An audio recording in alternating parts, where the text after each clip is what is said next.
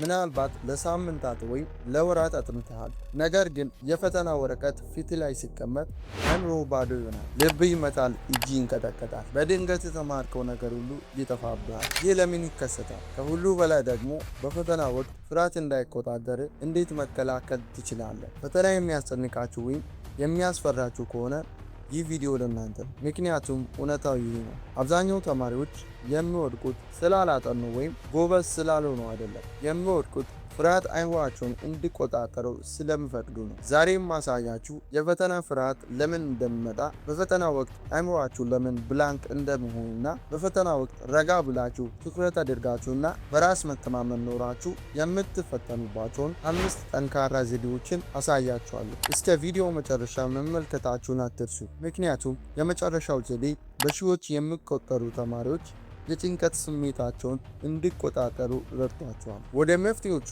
ከማለፋችን በፊት የፈተና ፍርሃት ትርጉሙንና አእምሯችን ባዶ ለምን እንደሚሆን ባጭሩ እነግራቸዋለሁ። አሁን ወደ ቪዲዮ። መጀመሪያ አንድ ጠቃሚ ነገር መረዳት አለባችሁ። ፍርሃት ጠላታችሁ አይደለም። ፍርሃት በትክክል አእምሯችሁ እናንተን ለመጠበቅ የሚያደርገው ጥረት ነው። አእምሯችሁ የሆነ ነገር አደገኛ ነው ብሎ ሲያስብ ሰውነታችሁ ራሱን ለመከላከል ሰርቫይቫል ሞድ ውስጥ ይገባል። ለዚህ ነው በፈተና ወቅት ልባችሁ በፍጥነት የሚመጣውና አተነፋፈሳችሁ የሚቀየረው። አእምሯችሁ ይህ ነገር አደገኛ ነው ተጠንቀቅ እያላችሁ ነው። ችግሩ ግን አእምሯችሁ ፈተናውን እንደ ህይወት አደጋ ወይም እንደ ጦርነት አድርጎ ማየት ይጀምራል። ይህ ሲሆን ደግሞ የማሰብ ችሎታችሁ ይቀንሳል። ታዲያ በፈተና ወቅት አእምሯችሁ ለምን ባዶ ይሆናል? ይህ በሁሉም ተማሪ ላይ ይከሰታል። ቤት ውስጥ ሁሉንም ነገር ታውቃላችሁ። ፈተና ክፍል ውስጥ ግን በድንገት አእምሯችሁ መስራት ያቆማል። ለምን መሰላችሁ? ምክንያቱም ጭንቀት የማስታወስ ችሎታችሁን ወይም ወርኪንግ ሜሞሪ ያጨናንቀዋል። አእምሯችሁ ጭንቀቱን በማስተናገድ ስለሚወጠር በግልጽ ለማሰብ የሚውል ቦታ ያጣል። በዚህ ጊዜ ብዙ ተማሪዎች ትልቅ ስህተት ይሰራሉ። እንደዚህ ይላሉ፣ አልችልም፣ ፈተናው ከብዶኛል። እናንተ ደካማ ሆናችሁ አይደለም፣ አእምሯችሁ በጭንቀት ስለተወጠረ ብቻ የሚያመጣላችሁ ሀሳብ ነው። አሁን የፈተና ፍርሃት ምን እንደሆነና አእምሯችሁ ባዶ ለምን እንደሚሆን አይተናል።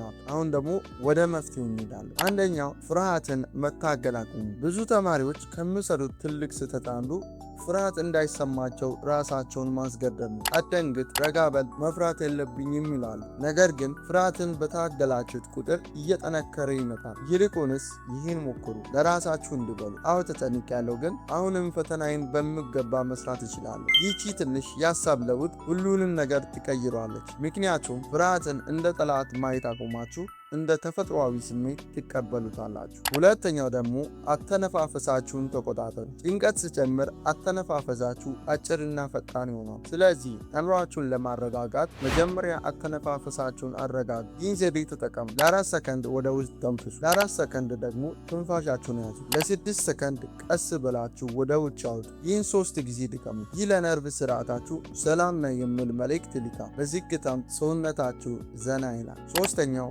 ፈተናውን ከሚገባ በላይ አታካብዱ።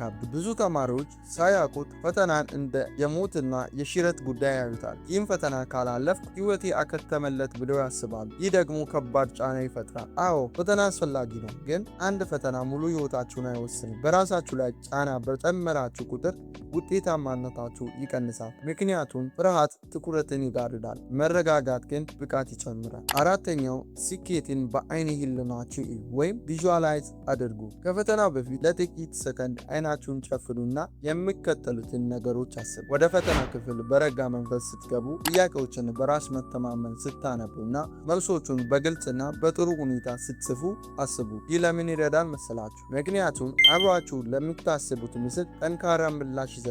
ስኬትን ደጋግማችሁ በአይነ ህሊናችሁ ስታዩ በራስ መተማመናችሁ ይገነባል። አምስተኛውና ብዙ ተማሪዎችን እየጠቀመው ብዬ ማስበው በፍርሃት ላይ ሳይሆን በተግባር ላይ አተኩሩ።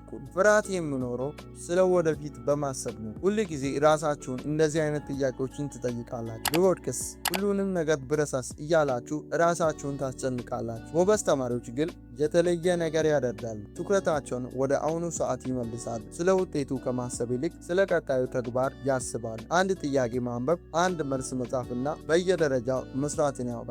በራስ መተማመን የሚገነባው በዚህ መንገድ ፍርሃትን በማጥፋት ሳይሆን ፍርሃት እያለ ተግባር ላይ ማተኮር አለባችሁ። ይህን አስታውሱ። ፍርሃት ስለተሰማችሁ ደካማ ናችሁ ማለት አይደለም። እንዲያውም ፍርሃት የሚመጣው ለስኬታችሁ ትልቅ ቦታ ስለምትሰጡ ነው። ይህ ቪዲዮ ከረዳችሁ ላይክ አድርጉ። ለሚጨነቁ ለሚያውቁ ጓደኞቻችሁ ሼር አድርጉላችሁ። ለተጨማሪ ቪዲዮዎች ደግሞ ሰብስክራይብ ማድረግ እንዳትረሱ። በሚቀጥለው ቪዲዮ እስክንገናኝ መልካም ጊዜ